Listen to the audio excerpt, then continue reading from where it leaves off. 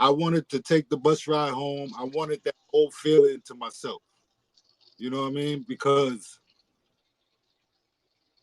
it was people in my life doing that bit, but most of it was me by myself, you know? So I wanted to make that journey back to where I'm going to stay at by myself. So I took that time and I had to like bask in it. I had the money that they gave me. I went right to the store across the street from Clinton and bought me a cell phone where they dropped me off at the bus. I went and bought a cell phone and started trying to figure it out. You know what I'm saying? So, but before I left prison, I stayed in the law library. So I in 2012 I was jumped on by the police in downstate and they bust my head, cracked my tooth, and it was over mental health.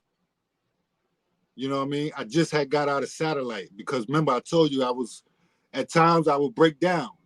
Yeah. You know what I mean? They would put me in these units. So I was coming out of satellite and they was transferring me. I don't know what jail they was transferring me to, but I was in the box. So they jumped on me because they felt that they said that I didn't want to do a particular move.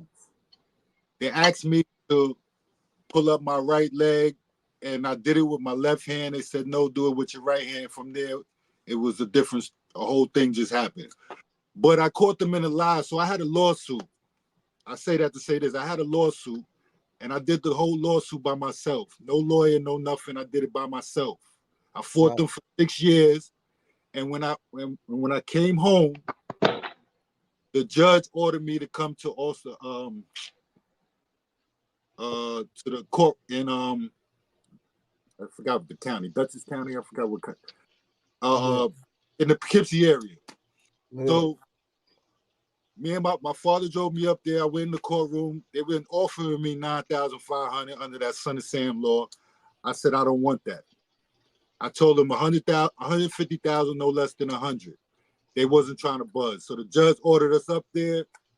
I went in the courtroom, explained my position. I got them in a lie. You lie in the report. So wins for y'all here. So the judge put me in the chambers. He was like, what's going on, Mr. Kyle? I'm like, I explained my story. I said I was in jail for something I didn't do. While I'm in jail, I get jumped on for something that was minute. I could have took off my shoe with my left hand. They wanted me to do it with my right hand. They want to play this pity pat. So it's a game to them in there. And I explained the whole situation to him. He said, well, I don't think they're going to reach 100,000. He said, what if I get you 30? I said, I'll think about it. He went out, came back and said, I got you 50. I walked out with 50. So that was my journey home. That's what gave me the freedom to breathe without having to worry about this, that, my family giving me money, my family. I didn't have to worry about that when I came home because I had a lump sum right there to take care of what I need to take care of to get in the position I need to be in. Absolutely. And I mean, I enjoyed myself and I ran through it because I'm just, and I'm being honest. You 16, you still 16. Huh? Yeah, I'm still 16. I wanted to have fun. Yeah. You know what I mean? So, but I still had the mind to invest. So I'm looking for somebody's hands to put it in. I'll spend 30, but let me put this 20 in somebody's hands. I couldn't find nobody. The only person that I was thinking about was my uncle. He's a real estate agent. And I said, let me try with him. And when I tried to offer him the money, he said, hold it. I'm trying to get it out of my hands so I don't spend it. And he didn't understand that. So I ran through it. But I know now. It took that for me to understand that you have to invest. And I was trying my hardest, but at the same time, trying to live something that I left. I'm not trying to live that no more. I'm trying to be free now. So I want to be able to see what's going on, what my life could be like. I'm trying Catching to up. understand what I'm in now. You know what I'm saying? Mhm. Because the psychological effect, man, that prison system, you live like that for so long, it changes your perspective in ways that people don't understand you. No question. You know what I'm saying? Absolutely. They can't understand why you think like that, why you do that like that. They can't understand that. And I try to explain the best way I can, but I feel like I'm explaining too much. Yeah. You know, so That's our blessing, man, for being able to share our story now, man. To share that. yeah. So with people. I right now I'm in a place where it's all about growth and development. I want to leave a legacy. I want I want to have my own brand, my own business. And a lot of the people around me is not about that. They don't understand that. How you come out of prison. When I came out of prison and I was showing them that I was making money on stocks on my phone, they didn't understand that. How are you doing that? I said, I like these companies. So they gave me an option to pick them. I pick them, I watch them for a week, they grow, money. It's not hard. Yeah. Yeah. You know, Just that's you gotta be wanting to do it. That's it. If you have the money to do it, you just gotta have the want to do it. And that's what I was doing, but it was during the first wave of COVID. I had an Amazon stock. I had Tesla stock. I had Apple stock. The first wave of COVID and a Shopify stock. The first wave of COVID, everybody was buying online. Nobody was going out. So why wouldn't you get them stocks? absolutely All it was delivered. opportunity. Yeah. That's right. So I was living off that. You know what I'm saying? I was putting out 1,800 a week off of that. And so, but when you show it to people, they like, where you getting this from? How you do that? You just coming home and you just know about that. It's something that it was triggering my mind in prison. I had paperwork of detailing how stocks is. I can't say I'm an expert at it, but I understand it. You know what I mean? I understand. Yeah. I say this to make it clear. I like to bet. So that was like a bet to me. Looking at stocks was like looking at a bet to me. So that's what I did. And you know what I mean? Simple way to put it.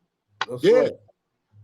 I mean, they couldn't understand it. So it was a transition coming home because everybody's not thinking like me. Nobody understands where I came from and how I'm gonna be. So they really, you know, not hands-on, but like trying to figure me out. Yeah. I'm just as peaceful as ever, man. I mean, I just want to have peace in my life. I went through a whole lot of that. You know what I'm saying? So now I'm looking for peace. And you can't, I mean, the only peace you're gonna have is inside you. That's right.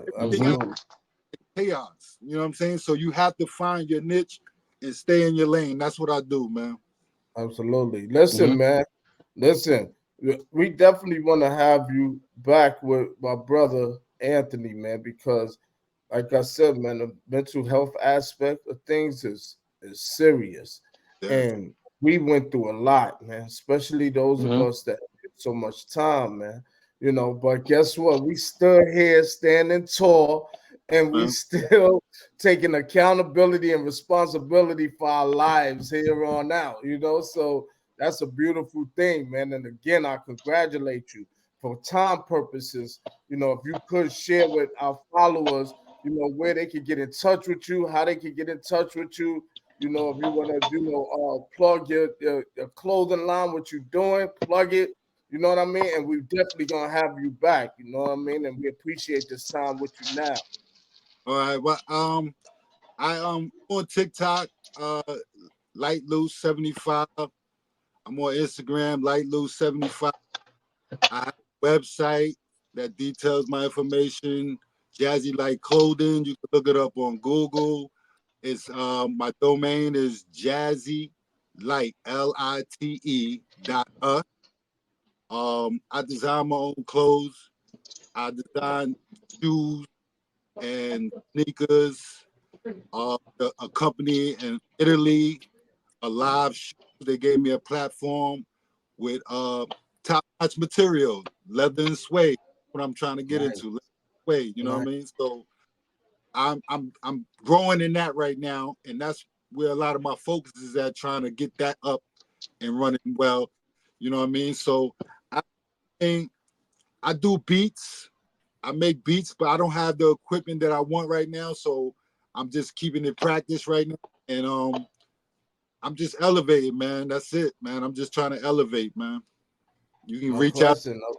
We can network. We can do it all, man.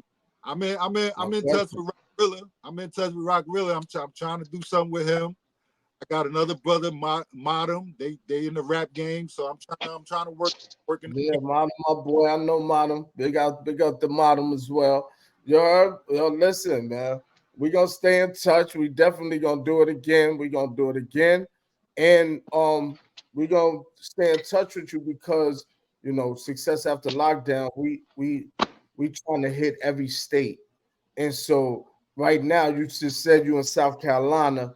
So, you know, when we do decide to come to that state, we definitely want to reach out to you so we can get some brothers and sisters that's out there, that's formerly incarcerated, that's doing something for the community, and that we can showcase. And we, you know what I'm saying? We could do a podcast live up there, straight from South Carolina too. You know, so we appreciate that. No question, I want to congratulate you once again, man. I want to congratulate you once again. Not only because you, even though you've done a lot, being at that age, and you spent a lot, because you didn't know. They snatched you from society, but you still bounced back. You know, you got your clothing line at 17. You still got your clothing line going. Now you're trying to take some of that power back that they took from you, right? Congratulations again, brother. You know, I wish you the best. It sounds like you on the right track.